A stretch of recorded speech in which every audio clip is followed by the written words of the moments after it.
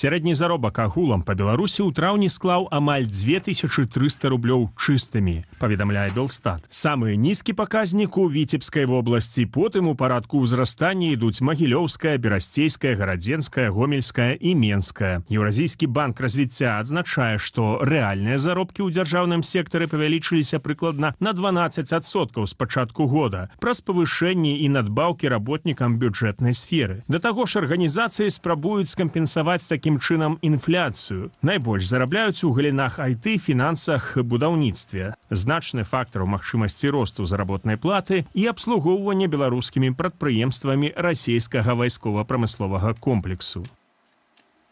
Наши гледачи некоторые пишут, что зарабляют 280-300 долларов. Ну а мы працягнем абмяркоўваць гэтую тэму з эканамістам-публіцыстам Алесем Чайчыцам, які з намі на відэасувязі. Спадар Алесь, вітаем вас. Дзякуем, што далучыліся да нашага эфіру. Сярэдні чысты заробак у Менску, як цвердзіць Нацыянальны статыстычны камітэт, склаў 1000 долларов, это ўжо чыстымі на рукі. Наколькі ён адлюстроўвае рэальную карціну па заробках? Гэта нам сказаць вельмі складана, таму што статыстыка, якой мы аперуем, гэта статыстыка, ну, скажам прямо, ад людзей, якія фальсіфікуюць выбары і якія, канечне ж, фальсіфікуюць статыстыку, якую яны ствараюць, і асабліва тую статыстыку, якую яны публікуюць, і асабліва, калі ідзецца пра нейкія такія, ведаеце, трыумфальныя паведамленні пра вось такі знакавыя, дасягненне знакавай лічбы ў росце заробка. Таму трэба рабіць вялікую зніжку на тое, што гэтыя дадзеныя могуць быць, скажам так, недакладныя. Гэта тое, што яны хочуць, каб мы чулі. Гэта тое, што яны хочуць, каб чуў Лукашенка. Таму даверу да іх, да іх ставіцца трэба адпаведна з адпаведным скепсісам. У прынцыпе, ёсць, на мой погляд, канешне, фактары, якія працуюць на карысць таго, каб заробкі сапраўды раслі. Гэта і аб'ектыўна абслугоўванне расійскай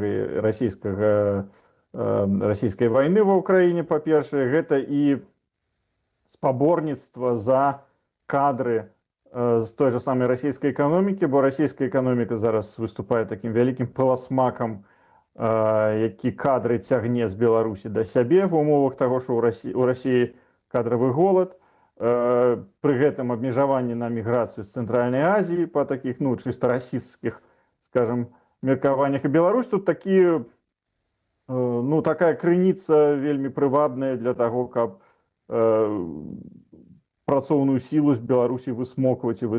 І таму, каб яе ўтрымаць, адзінае, што беларускія прадпрыемствы могуць рабіць, адзінае, што дзяржава беларуская можа рабіць, гэта спрабаваць падвышаць заробкі, пры тым, што гэта цяжкая задача ва ўмовах таго, што гэта ідзе за кошт падвышэння выдаткаў прадпрыемстваў і эканомікі, гэта ім і без таго складана. Тут яшчэ такі складаны фактор. Спадар Алесь, калі глядзець на беларускую рэальнасць, то цяжка не прыгадаць гэты ўсім вядомы жарт пра сярэднюю тэмпературу па моргу.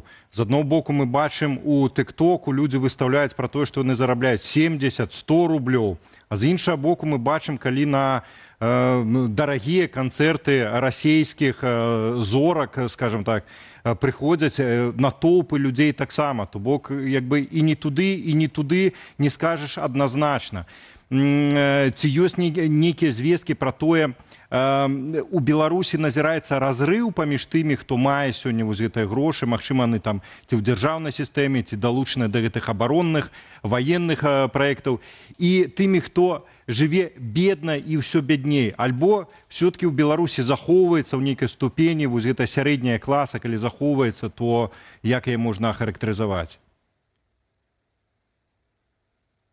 Канешне, сярэдні заробак это такі, ёсць абмежаванне ў таго, наколькі гэты паказчык, скажам так, рэпрэзентатыўны, наколькі ён інфарматыўны, што тычыцца дабрабыту людзей, бо ёсць з аднаго боку сапраўды аспект таго, што сярэдняя тэмпература па шпіталі, што у вас ёсць там людзі, якія атрымліваюць 300 долларов, 500 долларов, і ёсць у вас дзяржаўныя службоўцы, сілавікі, якія атрымліваюць заведама нашмат большыя заробкі. Разрыв гэты быў, ёсць і будзе ён большы, чым нават у суседніх еўрапейскіх краінах. па-першае, ну, па-другое, ёсць фактар таго, а колькі людзі нават з тых заробкаў, якія яны атрымоўваюць, колькі яны вымушаныя траціць на, скажам, прадукты харчавання, вымушаныя таксама траціць больш, чым у суседніх краінах, там, скажам, у той жа, узяць Латвію, скажам, вось, ну, тут вось ганарацца, што вось тысяча даляраў чыстымі атрымоўваюць, гэта бруднымі дзесьці там 1100-1200, у Латвіі сярэдні заробак 1700 на гэтым фоне. І на харчаванне ў Латвіі, ну, то бок 1700 гэта, ну, колькі там, ну, процентаў на 40 больш, чым у Беларусі атрымоўваецца. На ежу траціцца у Латвіі менш, ну, скажам, больш, чым у Беларусі, але не на 40% больш. Таму агулам Латвія, скажам, жыве лепш. У Літве, скажам, эканоміка яшчэ лепшая, і там яшчэ лепшыя умовы ў людзей, калі вось параўноўваць з Беларусю. Таму, ну, гэта такое сумнеўнае дасягненне, ну, такое, ну, нейкія бурбалкі на балоце на фоне агулам не вельмі добрага становішча, на фоне адсутнасці перспектывы, адсутнасці стабільнасці некай. Гэта такое, ну, я бы не радаваўся на месцы, там, каму гэтая навіна можа быць карысна. Інвестарам у Беларусь, а хто ў Беларусь будзе інвеставаць? Людзям, якія атрымоўваюць 500 даляраў, ім гэта таксама не вельмі добрая навіна. Таму тут, ну, што, можам парадавацца за тых, хто атрымлівае на гэтулькі большы заробак, чым 1000, што сярэдне, дзякуючы іх, атрымоўваецца вось такое, як вы нам паведамілі, нібыта. Так ці інакш, Белстат канстатуе, што заробкі растуць, але вось ці даюць яны рады інфляцыі, што будзе далей з беларускай эканомікай. Мы пагаварылі з эканамічным аглядальнікам Андрэем Махоўскім. Давайте паслухаем і пазней вернемся на нашу размову ў студыю. С инфляцией в Беларуси все хуже, чем кажется. Да, то есть, ну, она как бы, ее траектория, она и так выше вот этих прогнозов 7,1%, при прогнозе 5%. Ну, видимо, как бы власти, ну, знают немножко больше, да, и видят, что цены просто, в принципе, выходят из-под контроля. И поэтому они предпринимают вот эти какие-то отчаянные меры для того, чтобы контролировать там и вот здесь, и вот там увеличить этот контроль. Вот, то есть, это меры... Ну, то есть, вот на этом самом, на Питерском форуме Герман Греф, он это говорил про российскую экономику, да, но я думаю, что это очень подходит к нашей экономике тоже. Он сказал, что все прогнозы, которые давал Центробанк, эксперты, Министерство экономического развития, они оказались слишком оптимистичными по сравнению с той ситуацией, которая реально складывается в российской экономике. Так вот, я думаю, что вот все ожидания и прогнозы, которые были у властей, они тоже оказались, даже их пессимистичные прогнозы, да, тоже оказались слишком оптимистичными по сравнению с той реальной ситуацией, которая сейчас складывается в белорусской экономике. Ну, в частности, это касается цен. Спадар Алесь, яшчэ вось такі важны фактар у ацэнцы таго, наколькі людзі добра жывуць у краіне, гэта магчымасць зарабіць сабе на жыццё там, дзе ты жывеш. А жывуць людзі, ну, не толькі ў сталіцы, не толькі ў буйных прамысловых цэнтрах, турыстычных цэнтрах, але і ў маленькіх мястэчках і вёсках. Натуральна, што ва ўсіх краінах, напэўна, у сталіцы лягчэй і больш можна зарабіць, але вось гэты разрыў у Беларусі паміж магчымасцю зарабіць, скажем, у Менску альбо у горадні і, скажем, дзе-небудзь у Докшыцкім раёне, наколькі гэты разрыў вялікі і пра што ён можа сведчыць?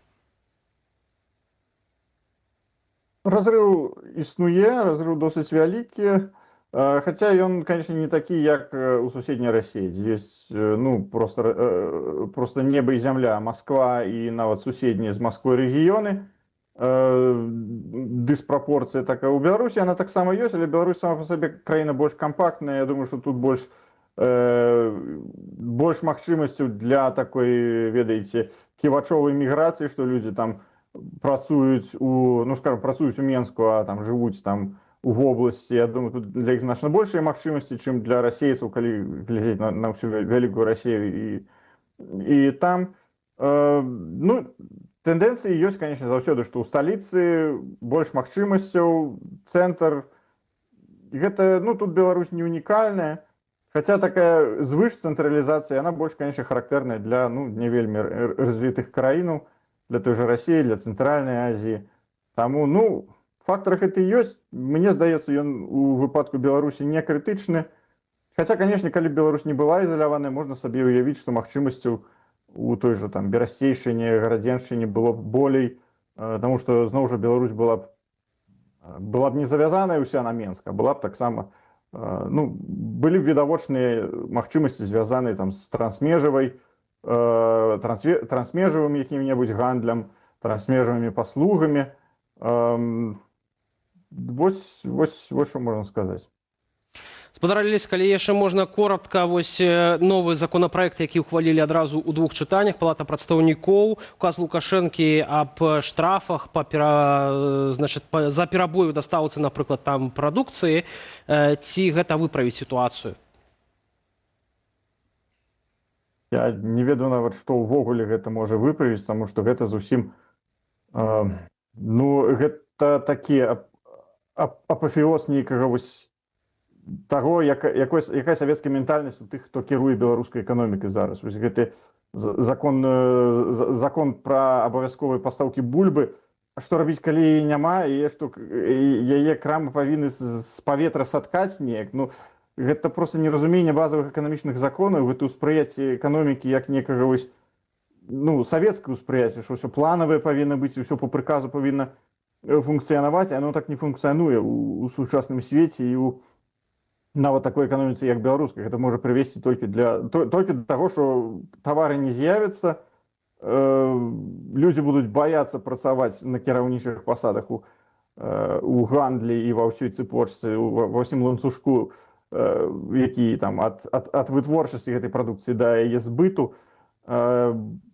І гэта нікому не дапаможа ні эканоміцы, ні спажыўцам. Гэта проста непісьменнасць эканамічная і проста вось, ну, дзікунства, я скажу вось так, неакадэмічным такім. Такі вердыкт ставіць эканаміст Алесь Чайча. Дзякуй вялікі за гэтую размову.